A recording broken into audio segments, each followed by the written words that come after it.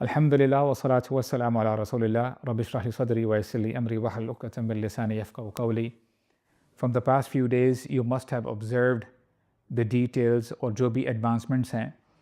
Apparently لگ ایسے رہا ہے کہ سچویشن کیوس کی طرف جاری ہے. بہت ساری اسٹیٹمنٹ سننے کو مل رہی ہیں اور کچھ لوگ شاید کنفیوزڈ ہیں کہ کیا کرنا چاہیے. یہاں تک کہ کچھ اسٹیٹمنٹس ایسی بھی ہیں کہ جہاں پہ فزیکلی جنگ کے لیے آگے ایڈوانسمنٹ کی جا رہی ہیں، اس کے ساتھ ساتھ ایک نیریٹو بلڈ کیا جا رہا ہے اور یہ بتایا جا رہا ہے کہ this is the battle of hearts and minds. جب حالات خرابی کی طرف جائیں یا ایسے حالات ہو جائیں کہ بندہ کچھ سمجھ نہ پائے تو اس میں بندے کے لیے ضروری ہے کہ وہ ایکشنز بھی ایکسٹراڈنری لے. اسپیشلی جب ہم امت مسلمہ کی بات کرتے ہیں، this is not the time to sleep and relax, بلکہ ہمیں اللہ کے نبی کی سیرت سے پتہ چلتا ہے صلی اللہ علیہ وسلم. آپ جب مکہ سے مدینہ ہجرت کرتے ہیں، سب سے پہلا کام آپ نے یہ کیا کہ آپ نے مسجد کی تعمیر کی اور مسجد میں لوگ اکٹھے ہوتے ہیں. آپ نے مسلمانوں کو یونائٹ کرنے کی کوشش کی اور اس کے بعد اللہ کے نبی نے مسلمانوں کا مواخہ کروایا. دا بردرہڈ واز مینٹینڈ ان مدینہ. اللہ تعالیٰ یہ میسج ہمیں دیتے ہیں وَاعْتَصِمُوا بِحَبْلِ اللَّهِ جَمِيعًا وَلَا تَفَرَّقُوا. اللہ کی رسی کو مضبوطی سے تھامو اور تفرقے میں مت پڑنا. اللہ تعالیٰ پھر میسج دیتے ہیں اِنَّمَا الْمُؤْمِنُونَ اِخْوَةٌ.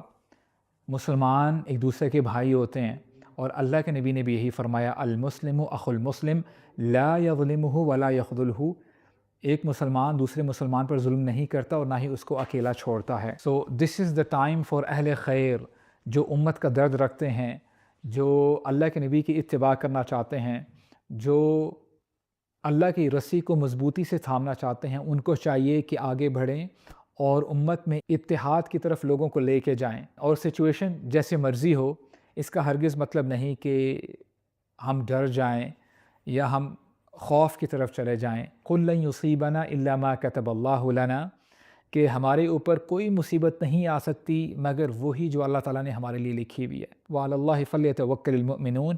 ایمان والوں کو اللہ تعالیٰ پہ توکل کرنا چاہیے. اور یہ بات بھی جان لیں کہ اللہ تعالیٰ خالق ہیں، اللہ تعالیٰ ہی آسمانوں اور زمینوں کے پیدا کرنے والے ہیں. یہ اللہ تعالیٰ کے حکم سے ہی ہوائیں چلتی ہیں. اللہ تعالیٰ ذرہ ذرہ سے واقف ہیں اور اللہ تعالیٰ ہی یدبر الامر ہیں. اللہ تعالیٰ ہی کا حکم چلتا ہے. ان ربی لطیف لما یشاء. اللہ تعالیٰ جب کوئی کام کرتے ہیں تو بڑے لطیف انداز میں کرتے ہیں کہ لوگوں کو پتہ بھی نہیں چلتا. اور یہ اللہ ہی ہیں جنہوں نے اپنے بندوں کی ہیلپ کی. جب موسیٰ علیہ السلام اپنی قوم کو لے کر نکلے اور اپیرنٹلی کوئی سلوشن نظر نہیں آ رہا تھا، آگے دریا ہے اور پیچھے فرعون کی فوج ہے، قوم نے تو کہا کہ ہم پھنس گئے، اب ہمارے لیے کوئی وے آؤٹ نہیں ہے. موسیٰ علیہ السلام نے اس وقت کہا کلا انما یا ربی سیہدین.